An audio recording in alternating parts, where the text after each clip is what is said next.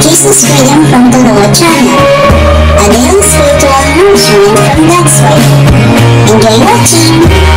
Extreme conditions can confront people without warning. Minsan nakakaranas tayo ng mga sagad na mga saya at minsan sagad na lungkot. People can get through extreme pleasure or pain, extreme comfort or suffering. How do we deal with life's extremes? And how can we apply the glory, the power of God to extremes that happen in our lives? Nakakaranas tayo niyan. At kung hindi pa, makakaranas. Darating at darating. Ecclesiastes 3:1-8. The words of the wise King Solomon. Everything on earth has its own time and its own season. There is a time for birth and death, planting and reaping, for killing and healing, destroying and building, for crying and laughing, weeping and dancing, for throwing stones and gathering stones, embracing and parting. There is a time for finding and losing, keeping and giving, for tearing and sowing, listening and speaking. There is also time for love and hate, for war and peace. Coming from the pen of the wisest man that ever walked the face of the planet, there is so much lesson from Solomon's teaching about time. That life is made up of extremes and everything else in between. Hindi naman tayo laging nasa extreme, may gitna. Madalas nasa gitna, nasa pagitan ng mga extremes. At any given time, you are at some point between extremes or in extreme points themselves. And it's very clear that everything has its time. Ang pagdaan ng panahon ay parang nakasakay ka sa mga kamay ng orasan. Hindi pwedeng bumaba, dadaan sa dapat daanan, mararanasan ang dapat danasin. There is time for everything. Ecclesiastes 3:9-11. What do we gain by all our hard work? I have seen what difficult things God demands of us. God makes everything happen at the right time. Yet none of us can ever fully understand all He has done. And He puts questions in our minds about the past and the future. It takes a lot of reflection to be able to arrive at these observations. Kailangan mahaba na ang naging buhay mo. Hindi ka masyadong bata pa. Kailangan marami ka na ring buhay na nakita, napanood, sinuri, para masabi mo na wala namang katuturan ang maraming ginagawa ng tao, pero hindi mo naman maiwasang hindi gawin. Mahirap daw ang itinalagang buhay sa atin ng Diyos. May mga ginagawa siya sa tamang oras sa kanyang itinakda, pero hindi naman natin lagi naiintindihan lahat. At binibigyan niya tayo ng mga tanong na hindi masagot-sagot, mga tanong tungkol sa nakaraan at sa panahong darating pa.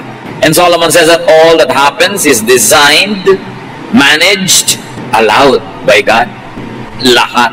Pag sinabi mo, even yung sakit ko, even yung nangyari sa aming difficulty, even yung tinatawag na sakuna, the Bible tells us that not a sparrow falls from the sky without God's permission. That even the number of our hairs are counted by God. Alam niya, nothing can happen without God's consent. Pag sinabing consent, anong kahulugan? It is usually by normal design. It's not usually personal or specific or isolated. Meaning, lumubog sa baha ang bahay nyo kasi nasa baha area kayo. Nasa mababang lugar. Matagal na nakadesenyo na yung mababang lugar pupuntahan ng tubig.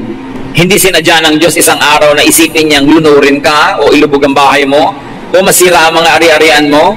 Kasi may bahay ka sa mababang lugar, umulan ng malakas, bumaha, matagal na yung law of gravity, matagal na yung law of water cycles, matagal na yung law of the power of water. So, nagkataon na lumagay ka sa isang lugar na bahain, hindi nakabuti sa'yo. Pero kung katulad ka ng Egypt noong unang panahon na yumayaman yung kanyang mga bukid dahil sa taon-taong pagbaha, nakakabuti sa'yo ang baha. Dahil dinadala ng baha yung mayayamang lupa, at na-fertilize yung mga bukid ng Egypt. Lumindol, gumuho ang bahay mo, kasi konkreto. Matagal nang dinetermine ng batas ng kalikasan, ang konkreto ay maaaring gumuho. Dahil pinagpapatong-patong lang yan at dinidikit-dikit ng semento. Kung ang bahay mo ba naman ay kubo, hindi pwedeng gumuho yun kahit anong lindol. Pero yung kasi ang bahay mo nung oras ng lindol, nangyari sa'yo. Nagkaroon ka ng sakit sa baga, kasi naman nandun ka sa lugar na may mga hahawa sa'yo, sa oras na nakakahawa siya, at natanggap mo yon, meron ka niyan. Ang ibig natin sabihin mga kapatid, na normal design, at hindi personal and specific, hindi nag-iisip ang Diyos kada minuto kung sinong bibigyan ng sakit, sinong papagalingin, sinong masusunog, sinong hindi masusunog, sinong malulugi, sinong tutubo sa negosyo. Kasi marami ng batas ang kalikasan, marami ng batas ang pakikipagtalastasan ng tao sa mga halaman, sa mga hayop, sa laws of gravity and laws of nature. Yan nangyayari ang mga nangyayari. At sabi sa verse 9 ni Solomon, what do we gain by all our hard work? Hard work at what? No one gains anything, especially by working hard in trying to defy this arrangement. In trying to defy what happened, what will happen, or what is happening. Marami daw nasayang na oras, lakas, panahon, kung wala tayong gagawin kundi makipagtunggali, lumaban sa hindi naman pwedeng labanan. Pipilitin nating palitan yung nangyari na, o naapi ka na nung bata ka. Hindi na pwedeng palitan. Hindi mo na mapapalitan. Pero pwede mong palitan yung attitude mo ngayon. Nalugi na kayo, naubos na yung pera mo, kahit magbangayan kayo mag-asawa, magsisihan, nalugi na kayo, hindi nyo na mapapalitan yun, tapos na. Yung iba naman, nag-aalala ko anong darating pa. Parang hindi pa sapat yung mga problema ngayong araw na to. Iniisip pa yung mga hindi pa nga dumarating. Samantalang hindi mo naman alam kung paano darating o kung darating nga ba. At kung dumating, anong korte, anong weight, anong shape, anong color, hindi mo naman alam. Kasi sayang na mga oras sa pakikipagtunggali. Hindi ka pwede makipagtunggali sa kahapon kasi tapos na yon. Hindi ka pwede makipagyera sa darating pa dahil wala pa siya. At ang pwede mo pa lamang nasalihan yung ngayon. At ganun pa man, maraming hindi ka rin pwedeng ibahin. Pwedeng maiba. Yung correct participation, when you have the correct preparation and approach and method and tools. But all that don't guarantee that you could change the course of what's happening. So ang sinasabi ni Solomon, you want to be happy, you want to be comfortable, don't work hard to go against times, trends, natural results of events, momentum. Pag meron talaga isang sumisikat, papayaman, hindi mo talaga makontra. So huwag ka na makontra. Kumbaga, sa layag ng kanyang bangka, doon umiihip ang hangin. So siya ang nakakarating kung saan-saan. The trade winds are blowing her direction. What's the point in trying to fight that? Yung mga trend, yung mga sobrang sentimental, laging nakatali sa kahapon, walang gustong gawin kundi i-revive yung tapos na. May iba ng trend eh. Nakakapagod create ng artificial situation just to be able to bring back what is gone. Even trends in clothes and fashion, trends in music, trends in architecture, trends in many kinds of traditions. What is gone is gone. And those who are overly romantic will have quixotic dreams of trying to revive what is dead. Papapagod lang sila lagi. So yung mga sentimental, laging malungkot, laging pagod, laging pinipilit pa usuhin yung hindi na uso. Of course, there are some things that you have to keep reviving because they give you anchor, because they give you direction. But there are things that you really have to let go kasi tapos na. Tama na yung the good old days, the good old days, the good old days. Tapos na yun. You will only feel miserable when you continue to long for what isn't there. So don't work hard to insist on avoiding what is unavoidable. Katulad halimbawa ng pagtanda. Siyempre tatanda ka. Katulad ng kamatayan. Siyempre naman, mamamatay ka. Gusto mo ba namang 2,000 years old ka na? Biodata mo, 2,000 years old. Ano ka? Pyramid? Do not insist on having what cannot be had. Yung pag-ibig, gustong-gusto mo siya, para ayaw sa'yo eh. Kaya lubayan mo siya. Tanggapin mo kung anong meron ka. Make do with what is there and available. Don't look before and after and pine for what is not. Sabi nga ni Percy Bysshe Shelley, hindi lagi ang hinahanap ay wala. Pagka nasa malamig na country, ang lamig naman, gusto mainit. Pag nasa mainit na country, ang init naman, gusto malamig. Hindi ka nasasaya kahit kailan. Pag hindi ka marunong sumakay, dun sa kung ano yung nandun. Naku, kung mayaman lang tayo, hindi ka nga mayaman, kaya tigilan mo. Pag yaman mo na, tsaka mo isipin yung mga iniisip mo. Ang asikasuhin mo ngayon, yung karalitaan mo. Baka mapagod sa'yo, layasan ka, yumaman ka. Don't insist on stopping what is unstoppable. Kung minsan may mga tao na unstoppable sa karir nila, haharangan mo, masasagasaan ka lang. Even Chinese military people say, do not resist momentum. You will only suffer. Don't insist on doing what is undoable at the time. Ano yung mga undoable at the time? Do not insist on fighting what cannot be fought. Being born and dying. Tulad ng nabasa na natin. Yung ipapanganak, hayaan mong ipanganak. Kaya tao yon, kay pusa, kay ideya. Huwag mo nang pigilin, ipapanganak talaga yon. Even ideas. At yung mamamatay na, payagan mo namang mamatay. Kasi, nakashare na siya sa buhay. Kaya yung mamamatay na yon ay halaman, matanda na eh. O pet, o isang pangarap, isang tradisyon, isang uso, panahon. At kumisan masakit man kahit tao. Kung talagang nakatakda na, luwagan mo ang kalooban mo at pakawalan. May mga hindi dapat labanan yung panahon ng planting and harvesting. Para madalian ka sa buhay, magtanim ka kung planting season. Kakampi mo yung nature, kakampi mo yung ulan, kakampi mo lahat. At panahon ng harvest, mag-harvest ka, huwag later. Alam nyo ang mga farmers, they harvest at the right time, lalo palay. Kasi pag hindi ka nag-harvest ngayon, nag-harvest na yung mga katabi mo, lahat ng daga ng bukid, lilipat sa field mo kasi sa'yo na lang may natira. Ubus ng daga ang iyong harvest. Kaya pag may nag-harvest, sabay-sabay. Kasi harvest time. Pag may nag-plant, sabay-sabay. Kasi doon tama yung panahon, tama yung klima. May panahon. Ikakasal ka, gusto mo garden wedding, huwag June o July or even August kasi tag-ulan. Pag may magpapakasal, pilit June tapos garden wedding, kasi when pastor, ipag-pray niyo kung huwag umulan, hindi ko ipinagpe-pray. Kasi tag-ulan yun ang gusto ng Diyos, mag-uulan, ba't lalabanan mo yung Diyos? Tapos lalo na kung bukas na yung kasal, umuulan pa rin. Tapos mamayang gabi na yung kasal, tanghali na, umuulan pa rin, pagod na pagod lahat kada dasal. Nag-schedule ka ng June, pasensya ka. Ba't mo nilalabanan yung hindi mo dapat labanan?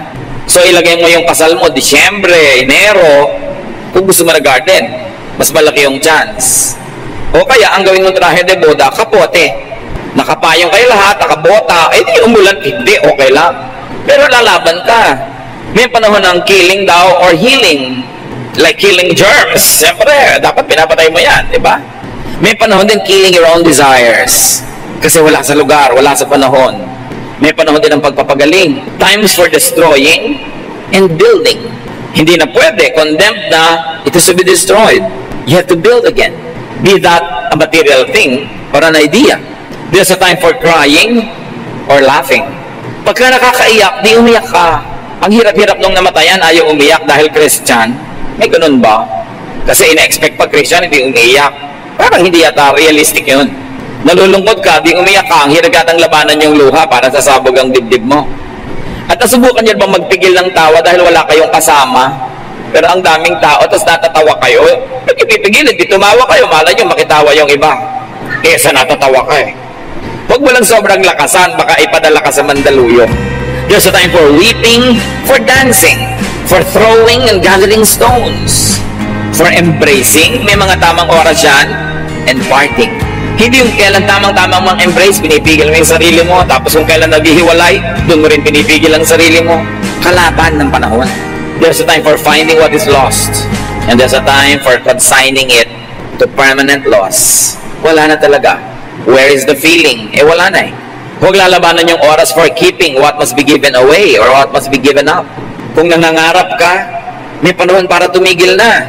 Lalo yung mga nagsusugal. Ay, next time mananalo na ako. Next time mananalo na ako, kaya lumubog ng lumubog. Pagka nakakahalata ka na may trend na natatalo ka in anything, tama na. Hindi mo panahon. Ano man yon?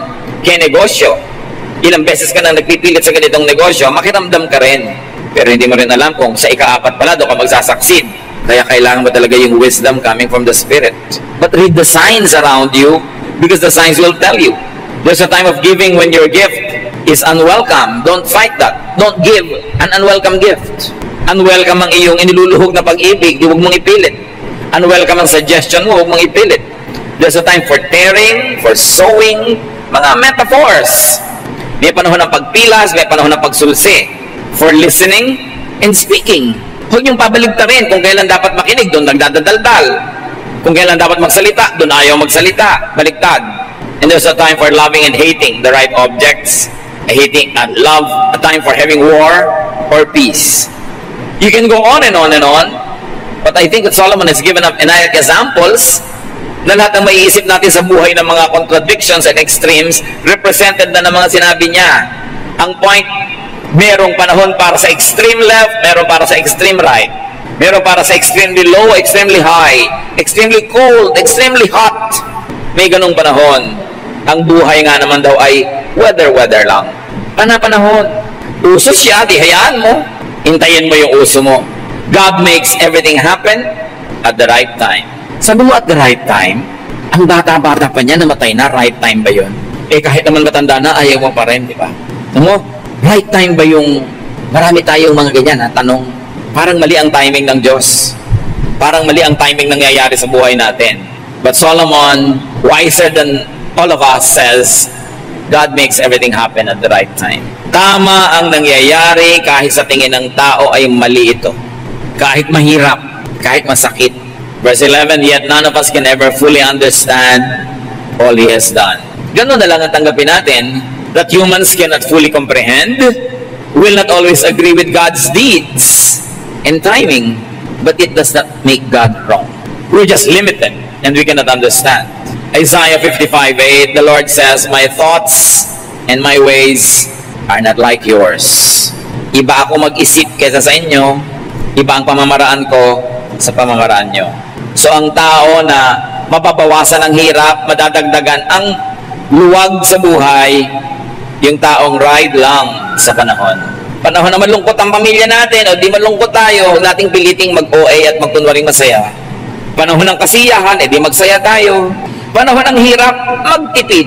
Panahon ng luwag, di mamuhay ng magtamasa ng sarap sa buhay at mag-share sa iba. Panahon na may pagkakamali, magdusa, ituwid ang sarili. Panahon na nagtanim ka ng tama, di aani ka ng tama. Even when it comes to extremes in knowledge, faith, and belief, ng sarili mo o ng ibang tao, ride lang. Iba-iba kasing panahon eh. Kung minsan yung kapatid mo, extremely religious. Hayaan mo lang siya. Huwag mong kontrahin. Huhupa din yan. Wala namang lagnat na lagi mataas. Nagdo-normalize din. Ang hilig-hilig ngayon ng anak mo sa ganitong music, hayaan mo lang. A few months, a few years, lilipas din yan.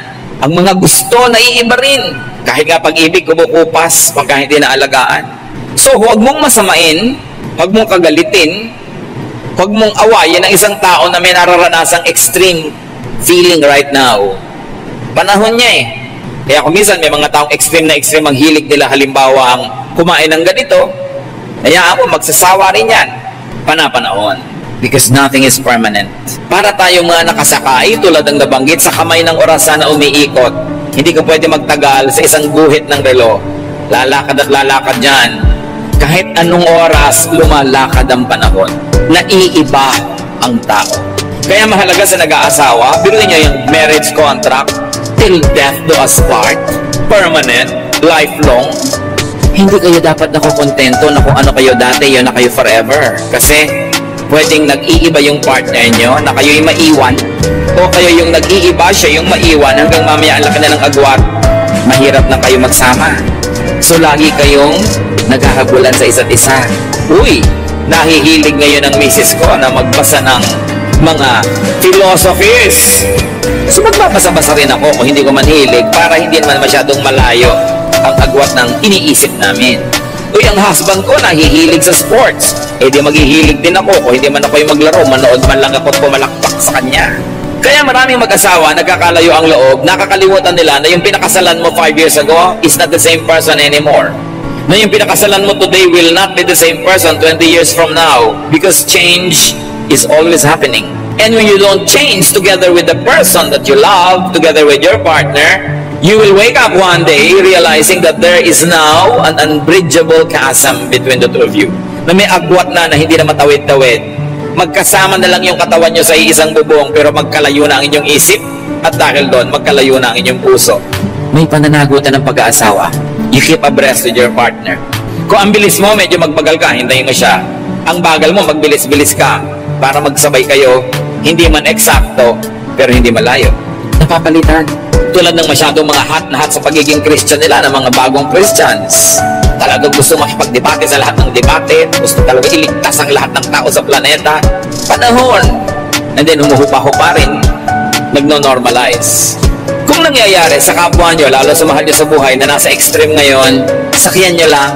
Huwag niyong banggain kasi may momentum, may energy. Mapapagod kayo pareho, baka ang maging ending pa, magkasira kayo. Basta hindi masama yung extreme niya, di yun magtatagal.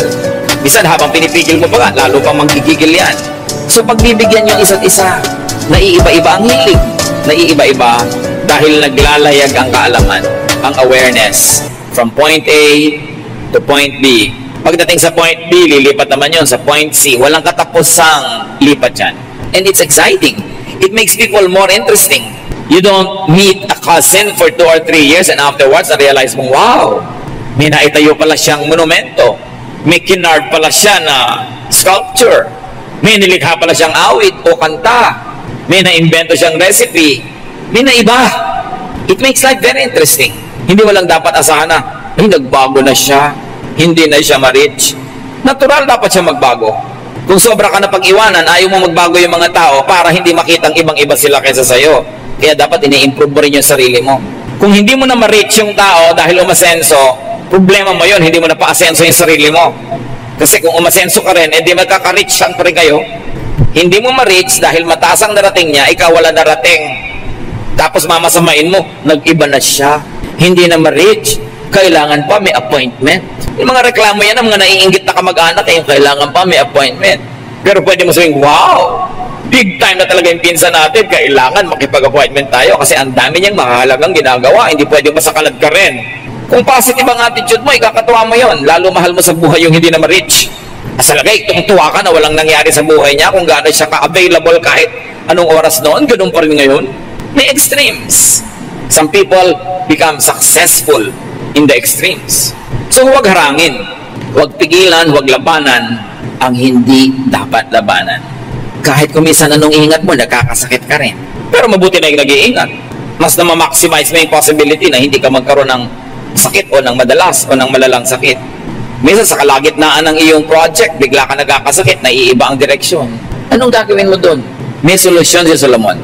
Sa mga bagay na hindi mo mapigil, hindi mo mapilit, hindi mo maiba, hindi mo makontrol, paano gagawin mo?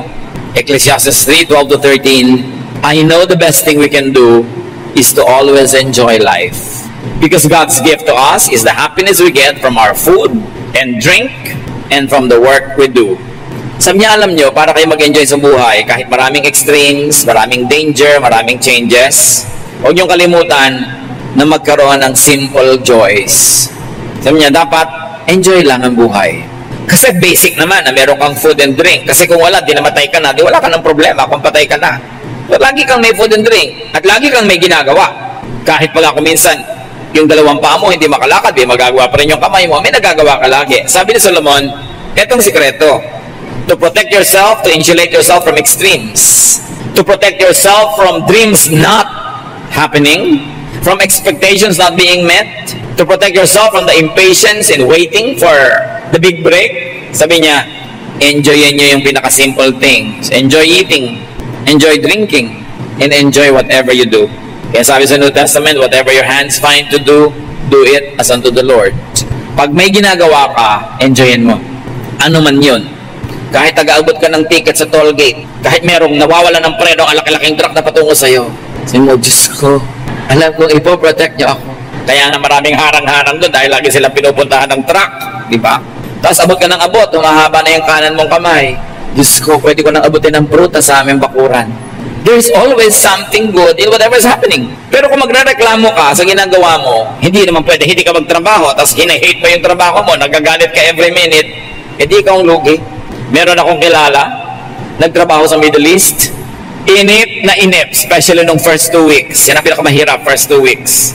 Nasa opisina siya, wala naman masyadong ginagawa, mabuti sana kung busy. Alam niyo yung ginawa niyang libangan? Pinapanood niya yung relo. Kinompute niya kung magkano niya sweldo a month. At nai-assign niya kung magkano kita niya per minute.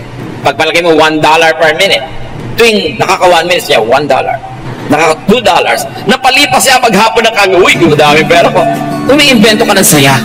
Yun siguro ang gustong sabihin ni Solomon, umimbento ka ng saya with whatever little thing you have. At ang naging metaphor niya, talinghaga, food and drink.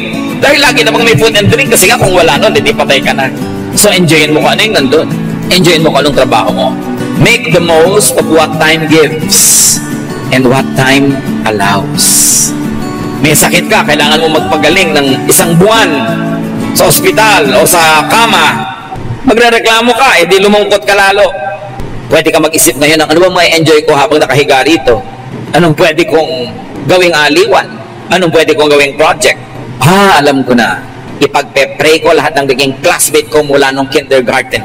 Iisa-isahin ko mga pangalan nila. O di siguro bago mo maubos yun, galing ka na. Kung ipagpe-pray mo pa lahat ng kamag-anak mo. That's the least you can do. Be still and pray. And even that is worship. Even that is ministry. Kung yung kamay mo, pwede pa mag-drawing, nakakapag-computer ka pa, makakapag-Facebook ka pa halimbawa, pwede ka mag-text.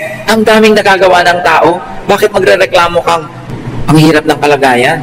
Nakita niyo yung mga nakakulong sa mga bilibid, sa dami ng oras nila, nakakagawa ng barko sa loob ng bote. Magagawa niyo ba yan kung malaya kayo? No. So, hahanap ka. Dapat gumawa ka ng paraan para ka sumaya. Pag malungkot ka ng 1 oras, 2 oras, baka hindi mo kasalanan.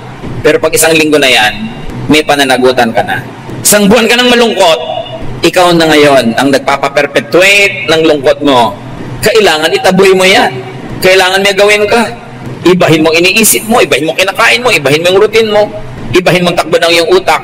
Pero hindi pwede na magre-reklamo ka lang na magre-reklamo. Sayang ang panahon. Sayang ang oras. So find enjoyable work when you can. Or, when you cannot choose your work, find enjoyment at work. Isa lang yan, umimbento ka ng saya. Saan ka man naroon? Enjoy the seasons. Kung nasa bansa ka na 4 seasons, huwag ka magreklamo. Ay, pollen time na naman, magkaka-allergy na naman ako. Find a reason to enjoy the season. Kasi hindi mo naman kayang palitan. Pwede ka namang tanungin, papalitan mo ba yung weather? Kaya mo? Hindi. Di palitan mo lang yung attitude mo. Bakit ka makikipaglaban sa hindi mo kaya? Enjoy the climate. Enjoy the weather. When you anchor your happiness on the weather, kawawa ka. Kasi paiba-iba yun. Kaya ano man ang mangyari, maghanap ka ng ikakasaya. Kahit kuminsan extreme, kuminsan ipinaglalaban mo halimbawa, mahal sa buhay na nag-aagaw buhay, nasa ospital, ang tagal-tagal ng gamutan, hindi naman sa pagiging makasarili, pero pag kinuha na siya ng Panginoon, ang totoo nun, ginawa mo na rin yun. Ginawa mo lahat ng magagawa mo para siya ipagamot, alagaan. Anong kinuha na, maluwag mong ibigay at ipagpasalamat mo na rin sa Panginoon. Don't feel guilty na, Lord, salamat din po kasi may kasama na rin pahinga, hindi lang para sa Kanya, para rin sa amin. Hindi mo naman siya ipagtutulakang mamatay para makapagpahinga ka, no? Pero ginawa mo na yung magagawa mo, tapos ang naging ending pa rin, binawian siya ng buhay. Huwag mo nang labanan yun. Ang totoo, mapapawian din naman siya ng buhay. Kung hindi ngayon, baka next year, baka 10 years from now, darating din yun. Kung dumating na, ano bang mapapalamon na labanan yun? May mga tao nagtatampo pa sa Diyos, nagagalit sa Diyos, dahil daw yung nanay niya namatay. Kailan naman hindi ka magtatampo? Pag 150 years old na yung nanay mo, hindi ka na siguro magtatampo. Pero gusto ba niya yun? Kaya ba niya yun? So, ang sinasabi na Ecclesiastes 3:14, everything God has done will last forever. Nothing He does can ever be changed. God has done this so that we will worship Him. Yung palang mga hindi natin maunawa, hindi natin makontrol, hindi natin makaya, ang dapat ending, worship. Lord, I don't understand You. I won't be angry. I will worship You. It gives me more reason to worship You because you're really above me. I cannot understand You. I cannot change what You want. I cannot undo what You have done. So what will I do? I will worship You. I will submit to Your power and majesty instead of fight You. Because nothing will happen if I ever try. God acts, we react. Up to a point, we act, and God can react. But most of the time, really, we react. Because whatever action God would like to do, He has already set before we were born. It is pointless to contend with God. Huwag ka na magalit sa Diyos sa anatomy mo, kung paano kay sinilang, sa naging mga karanasan mo. Isaiah 45:9-15, the Lord said, Israel, you have no right to argue with your Creator. You are merely a clay pot shaped by a potter. The clay doesn't ask, Why did you make me this way? Where are the handles? Children don't have the right to demand of their parents. What have you done to make us what we are? Yan mga tanong. Sabi, alam nyo, ako lumikha, kayo nilikha, huwag kayo magreklamo. Marami kong inihandang kasiyahan para sa inyo dahil mahal ko kayo, hindi ko kayo nilikha para pahirapan.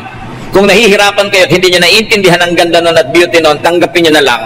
At patuloy kayong sumamba, yun ang nalalabing pwede nyong gawin. Worship na lang, imbes magreklamo. Tanggapin ang dapat tanggapin. Ecclesiastes 3:15, everything that happens has happened before, and all that will be as has already been. God does everything over and over again. Diba lahat cycles? Water cycle, ulit-ulit lang yung tubig, babalik-balik. Yung kinain mong papaya, naging bahagi ng katawan mo, tapos naagnas ka later, naging lupa uli, sinipsip uli ng bayabas naman, naging bayabas siya. Babalik-balik ang lahat. Everything is cyclical. Kaya kung gustong sumaya, learn from the rhythms of life. Walang bago. Sabi rin ng Ecclesiastes, there is nothing new under the sun. What is now has been and will be. Again, there is nothing new. So makibagay ka na lang sa panahon. Kung tag-ulan, huwag ka magreklamo, matatapos din yan. Kung tag-init, matatapos din yan. Makiuso na lang, basta hindi sama-sama. Huwag laging labanan kung ano yung uso. May mga trend ng music kung minsan that's happening in the church. Some people will resist it and say, no, mas gusto ko yung luma. Eh kaya nga luma yun kasi tapos na. Paminsan-minsan, masarap balik-balikan, pero hindi mo pwedeng ipilit na walang maging bago. Kasi kahit yung luma ngayon, once upon a time, bago din yun. Binigyan lang siya ng chance. Even classical music, what is classical now was pop before. Siyempre, it takes time before you become a classic. Naging classic yan kasi napagbigyan nung pop pa siya. So yung mga pop ngayon, magiging classic din yan. 50 years from now, 100, give it a chance. Gusto niyong sumaya sa buhay mga kapatid, makisayaw sa tugtog. Ano mo, ang bilis ng tugtog, ang bagal ng kilos mo. Parang nakakapagod yun. So sabi nga nila, ride lang. Pag nasa extreme ka, parang pendulum. Alam niyo yung pendulum, di ba? Gumagalaw-galaw na ganyan yon. Kahit yung pendulum ng relo. Wala namang nasa pendulum na dulong gano'n ang tagal-tagal nandun ha. Sandali lang yun doon, babagsak uli yun. Magpe-pendulum uli, babagsak uli. Ganon din yung saya, lungkot. Ganon yung pangungulila at pagiging amused and entertained. Ganon yung pagiging mahirap, pagiging mayaman, malusog, may sakit ka. Pabalik-balik lang lahat ng buhay. So kung nasan ka, huwag kang magreklamo. Humanap ka na ikasasaya dun kung nasan ka ngayon. Sa susunod na estasyon pa sa buhay, doon ka uli humanap, doon ka uli humanap. And before you know it, humanap ka na sa Diyos. Natapos na hiniram nating buhay na ito, naging makatuturan, naging enjoyable. Nagpa-enjoy ka ng kapwa, nag-enjoy ka rin, nagawa mo ang mission mo, hindi yung inubos mo ang lakas mo para reklamo, kalalaban sa mga hindi mo naman kayang panalunan. Just survive extreme times. Kaya pag may nagtatanong sa akin, sa Facebook man, napaka-extreme po ng nararanasan ko ngayon na lungkot. Nandito ako sa Saudi Arabia, etc., etc. What will I do? And I always say, just survive it. Haluin mo, libangin mo ang sarili mo, lilipas din yan. Gustong-gusto ko na po umuwi sa Pilipinas, 2 buwan lang yan. Pagkatapos makaka-adjust ka na. Lampasan mo lang. Iniwan po ako ng boyfriend ko, parang mabibiyak ang ulo ko. Hindi mabibiyak yan, matibay yan. Para pong pinupunit ang puso ko, OA mo, hindi ang papel. Lilipas din yan. At pag natauhan ka na, magpapasalamat ka pa nga, ipagdiriwang mo yung araw na ito na iniwan ka niya, pag natauhan ka na. Namimiss mo lang naman dahil in love ka pa. Pag nawala na yung love mo na yan, maglang makikita mo lahat yung mga kapintasan niya, magpapasalamat ka pa. Yung mga ililibig ang asawa, isama mo na ako, isama mo na ako. Sige, sama ka. Hindi naman tatalod sa hukay. Sabi mo, huwag kang mag-inarte. Gagraduate ka rin dyan. Wala pang 6 na buwan, may boyfriend na, byuda. People recover. We are fearfully and wonderfully made. God wired us to survive. Huwag kayong magpapatalo. Hirap na po ako sa pag-aaral ko dahil nag-working student ako, wala akong ibili ng gamit. Huwag kang bumigay, ituloy mo lang yan, matatapos din yan. Walang hirap na permanent. Hirap na hirap ako sa kalagayan ko. Lahat ng nakita ko na naging matagumpay, duman sa sobrang hirap at lumampas. Ano ang paghihirap nyo ngayon? Huwag lang kayo bumigay. Huwag kayong tatalon sa tulay. Huwag kayong maglalaslas ng pulso. Huwag kayong iinom ng insecticide. Sayang ang insecticide. Maraming lamok ngayon. Pang kanila yan. Huwag kayong kakain ng fertilizer dahil hindi naman kayo palay. Survive. Kahit ang survival niyo mga kapatid, isang oras lang. Malungkot na lungkot ako, parang hindi ko na kaya. Mag-survive ka lang ng 1 hour. After 1 hour, ang dami nang nagbago sa katawan mo. Yung kinain mo kanina, natunaw na. Diba? Yung blood pressure mo, maiiba. Heartbeat mo, maiiba. At yung dilim ng gabi, nagbubukang liwayway na, nag-uumaga na, maiibang mood mo. Napapansin nyo ba na napaka-sentimental nyo between 2 a.m. to 4 a.m.? So itulog nyo. Pag di kayo makatulog, libangin nyo sarili nyo dahil pag 5:30 na, wala na yung lungkot. Promise. Just survive the night. Whatever it takes. Just don't sell your soul to entertain yourself. Just survive. I hope wala sa atin ngayon dumarating sa napaka-extreme na parang bibigay na kayo, di nyo na kaya. Lalampas din yan. Lagi nyo sabihin sa sarili nyo, this too will pass. Because nothing is permanent. And God is with me all the time. Pinayagan niya ng Diyos, nangyayari yan. Alam niya ang nangyayari. When you cannot sleep, as we always say, instead of counting sheep, talk to the shepherd. Fill your heart with songs of gladness instead of sadness. Lift yourself up from a dark place, go to a lighted place. Literally, pag dumadami yung ilaw, sumasaya ka dyan. May nadidinig kang tunog, mga boses, nakakapagpasaya yan, palitan mo ang situation mo. Basta huwag kang bibigay. Kasi may bukas. Hindi mo alam, yun na pala, nandun na yung premyo mo, nandun na yung pinaghirapan mo, kaya hindi panahon para bumigay. At kung merong napakalakas sa kapangyarihan, sumama sa agos. May boss ka, ayaw na ayaw mo sa kanya, siya ang may-ari ng kumpanya, ano ka, sira.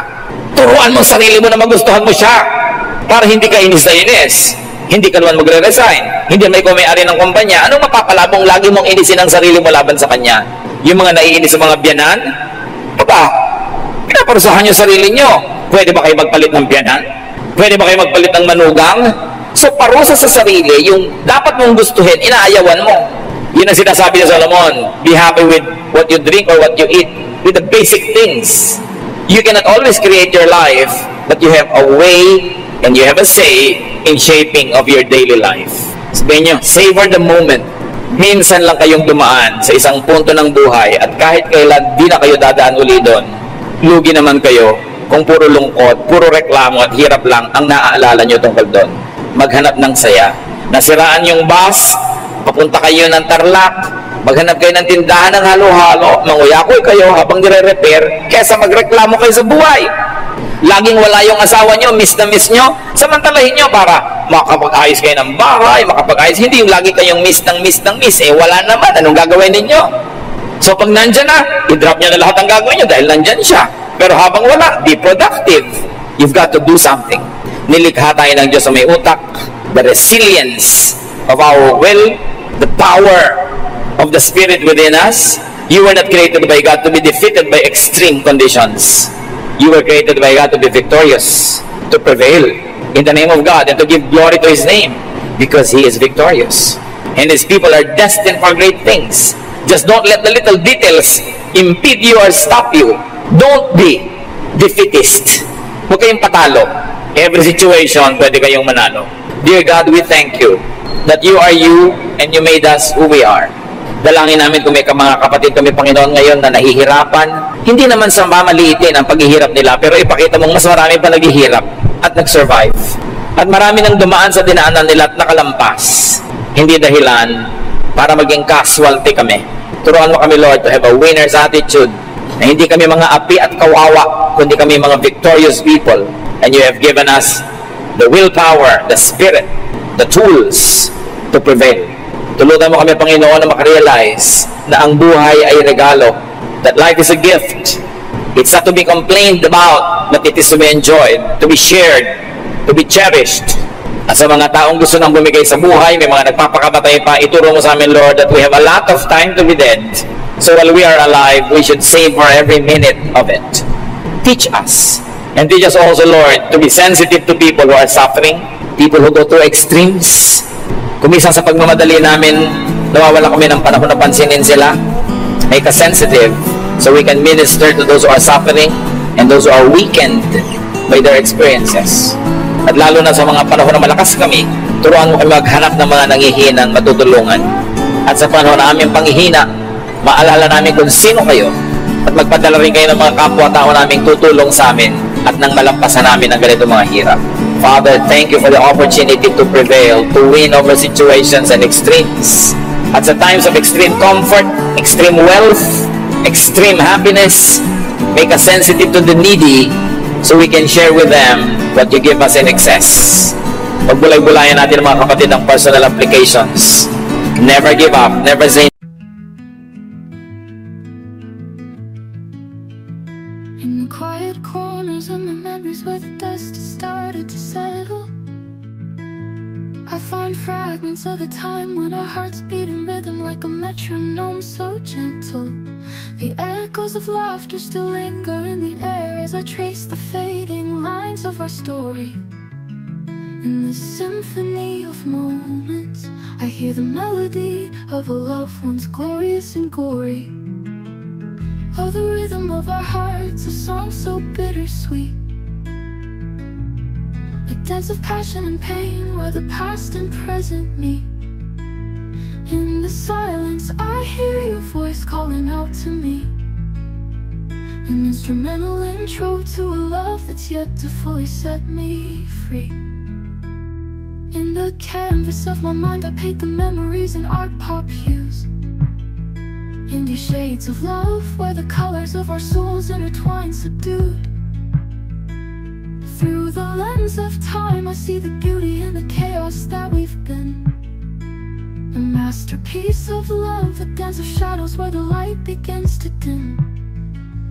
Oh, the rhythm of our hearts, a song so bittersweet, a dance of passion and pain where the past and present meet. In the silence, I hear your voice calling out to me, an instrumental intro to a love that's yet to fully set me free. In the canvas of my mind, I paint the memories in art pop hues, in these shades of love, in these shades of love, where the colors of our souls intertwine subdued, subdued. Through the lens of time, I see the beauty in the chaos that we've been, a masterpiece of love, a dance of shadows where the light begins to dim. Oh, the rhythm of our hearts, a song so bittersweet, a dance of passion and pain where the past and present meet. In the silence, I hear your voice calling out to me, an instrumental intro to a love that's yet to fully set me free. In the quiet corners of my memories where the dust has started to settle, I find fragments of a time when our hearts beat in rhythm like a metronome so gentle. The echoes of laughter still linger in the air as I trace the fading lines of our story. In this symphony of moments, I hear the melody of a love once glorious and gory.